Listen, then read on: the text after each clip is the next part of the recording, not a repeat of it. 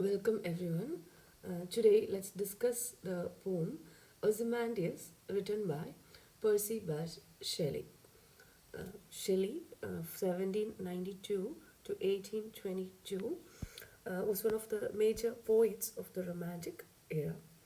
Like poets named John Keats or Lord Byron, etc. As a romantic poet, Shelley's works often reflect themes such as sublime power of nature, art, and also individuality. Shelley was also recognized for his political writing with a strong belief in reform and the inevitability of change. So, reform and change were the thematic concerns in most of Shelley's poems. Um, I would like to call your attention to a prose work, a pamphlet titled A Philosophical View of Reform, which Shelley wrote. And why I discuss this pamphlet here is because the ideas discussed in this pamphlet resonate with the themes that we are going to discuss in the poem Ozymandias. This pamphlet discusses the fall of tyranny and the collapse of empires, ideas that resonate with the themes in Ozymandias. Over to the poem Ozymandias. Ozymandias was written in 1818 and published in Lehan's Examiner. 1818 was a period or a time that sparked great interest in ancient civilization. This poem focuses on the legendary figure of Ozymandias, Ozymandias being the Greek name for Pharaoh Ramses II of Egypt. So, as we all know, Egyptian civilization is renowned for its monumental structures like pyramids, tombs, and also the architectural marvels of the Egyptian civilization were well known. This symbolize their artistry, the cultural sophistication, and also spiritual belief.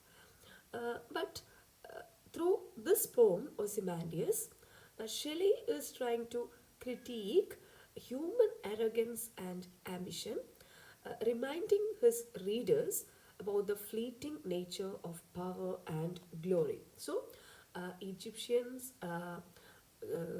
architectural marvels, they are monumental structures which symbolizes which symbolize their artistry, their cultural sophistication, etc. versus human Shelley's critique of human arrogance and ambition versus the fleeting nature of power and glory.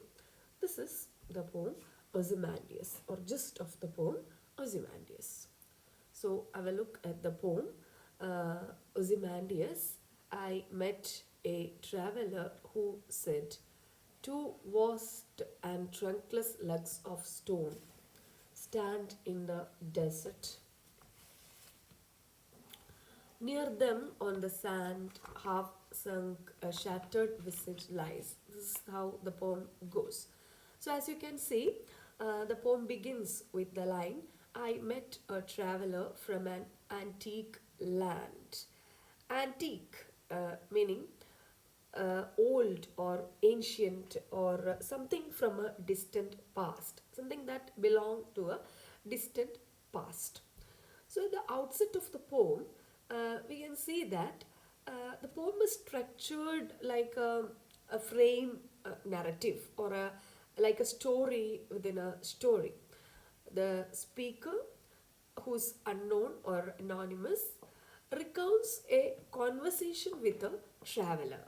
"I met your traveler." So the speaker is there, and the speaker recounts his conversation with another traveler.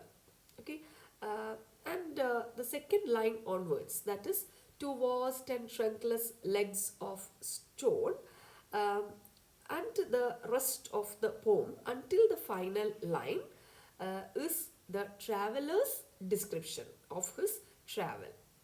Okay, the speaker recounts a conversation with a traveler, and from the second line onward, the traveler narrates what he has seen during his journey until the last line. It is the traveler's description. Okay, so the traveler describes two vast and trunkless legs of stone stand in the desert. So trunkless. Trunkless means without a torso, without the head or body.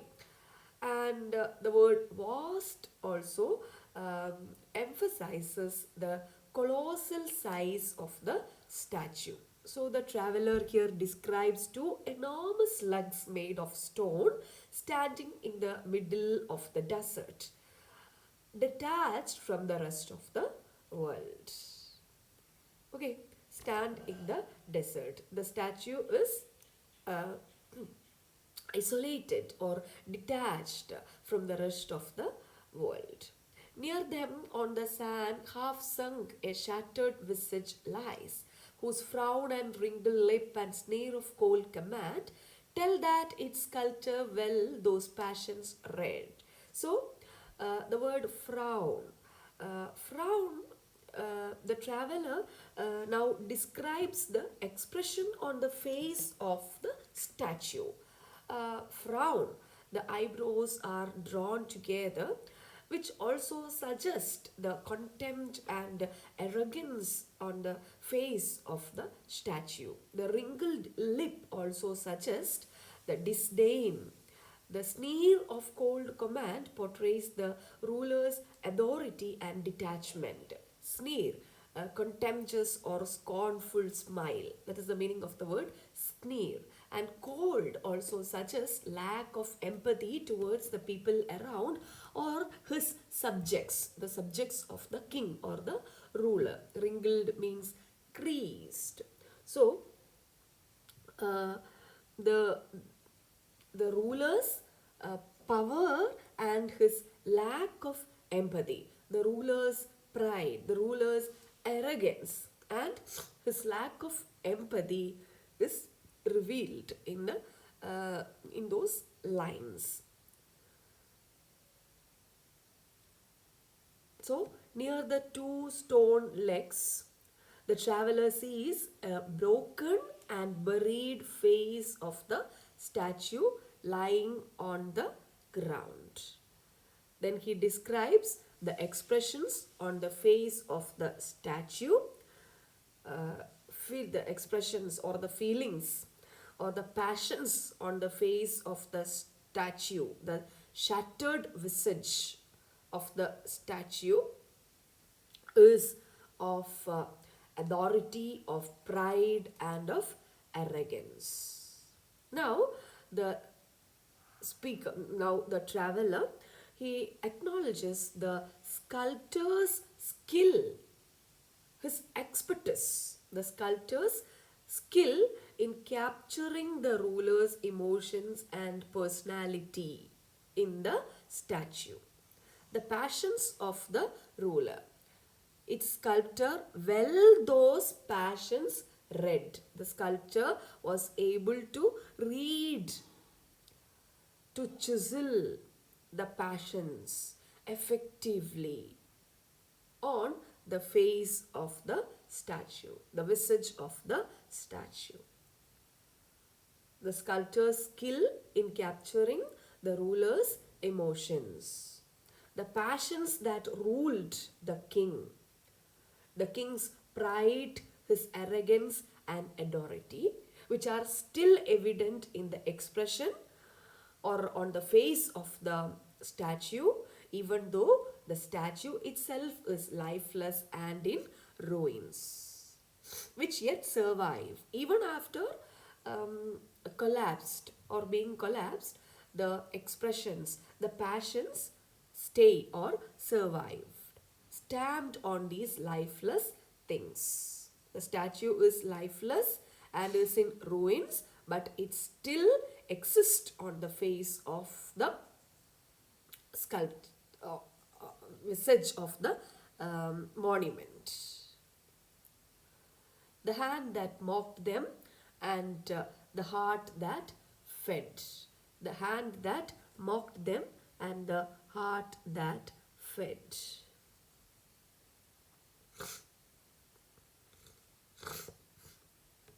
So, um, the sculptor managed to capture the ruler's passions so effectively that they survive even though the statue is lifeless and broken.